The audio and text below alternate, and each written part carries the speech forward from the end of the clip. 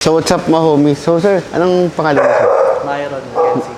Myron. Sir Myron, saan pa kayo galing? Baliwag, Bulacan. Baliwag, Bulacan. Anong kayo dumating dito sa Notorious Motorsport? Mga 7. 7. Natapos tayo 10 o'clock. So biglaan tong naging schedule natin, no? So sige, papakita ko lang yung pinagawa natin. So ito yung ginawa natin ngayon. Ito yung project natin mga homies. So nilagay natin ng diffuser, itong FC. Tapos nilagay natin ng HKS muffler para magmukha siyang urig. So ito yung exhaust niya, naka-Y-pipe siya, 2 inches. Yan, 304 stainless. So, ayan. Pag sinasabi ng iba na 304 yung kanila, kailangan may nakasulat para hindi kayo naloloko, di ba? So, dapat nakalagay, 304 talaga na stainless. Hindi yung sinasabi nila na 304 pero wala naman nakalagay.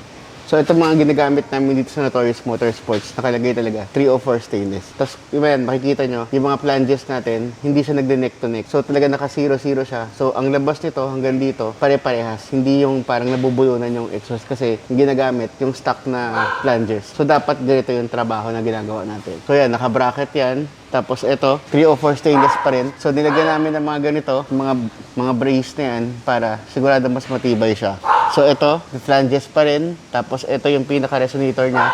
So gamit natin 12 inches na resonator. So bakit ba natin nilalagyan na resonator? Siyempre, para doon sa back pressure, para hindi mawalan ng back pressure yung kotse. Tsaka siyempre, dito nagagaling yung tunog.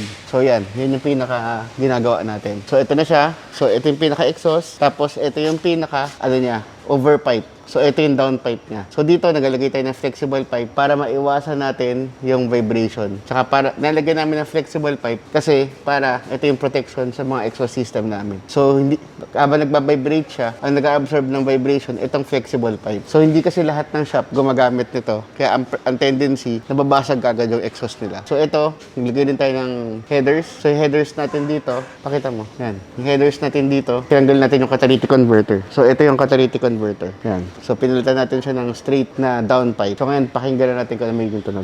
So, what's up mga homies? So, ito yung tinanggal natin na headers. So, kung papansin nyo, nandyan yung catalytic converter. So, ginawa namin, tinanggal namin siya.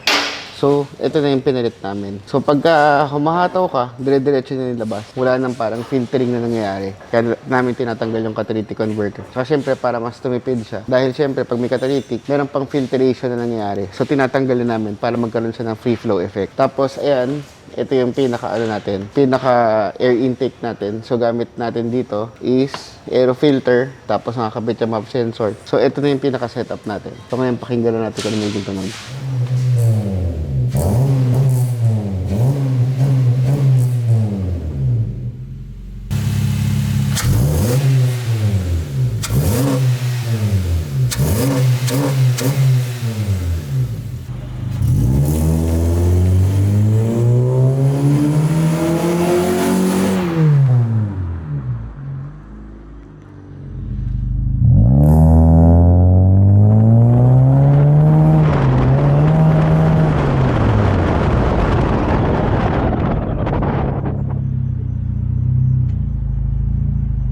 Saan pa kayo galing, sir? Baliwag, Bulacan. Baliwag, Bulacan. So, ano side dumating dito? Mga 7, ganun. 7.